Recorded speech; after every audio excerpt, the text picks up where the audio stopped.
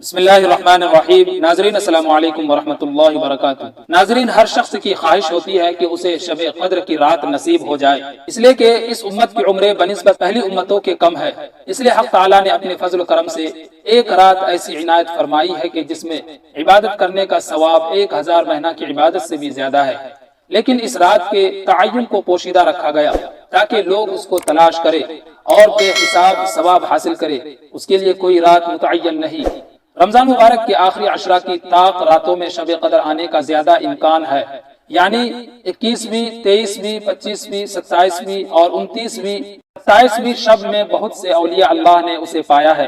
ان راتوں میں بہت محنت سے عبادت اور توبہ و استغفار اور دعا میں مشغول رہنا چاہیے۔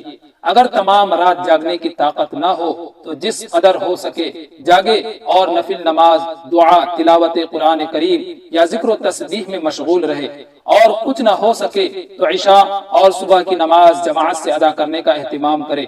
حدیث پاک میں آیا ہے کہ یہ اہتمام بھی رات بھر جاگنے کے حکم میں ہو جاتا ہے۔ دوستو، شب قدر کی ایک خاص دعا ہے کہ جب آپ کو شب قدر نصیب ہو جائے تو آپ اس دعا کو پڑھیں۔ وہ دعا یہ ہے، اللہم انک عفو تحب العفو فاعف عنی۔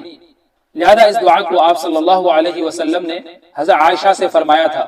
حضرت عائشہ رضی اللہ عنہا نے جب آپ سے پوچھا کہ اللہ کے نبی، جب شب قدر نصیب ہو جائے تو میں کون سی دعا پڑھوں، تو اس وقت آپ صلی اللہ علیہ وسلم نے یہ دعا بتائی تھی کہ اللہم انک عفو تحب العفو فاعف عنی۔ لہذا آپ بھی اس دعا کو پڑھیں اور شب قدر میں جتنی ہو سکے آپ عبادت کریں۔ ہو سکے تو آپ صلاۃ التسبیح کی نماز بھی پڑھیں، اس میں آپ کو کافی وقت ملتا ہے، لہذا آپ صلاۃ التسبیح کی نماز بھی پڑھ سکتے ہیں۔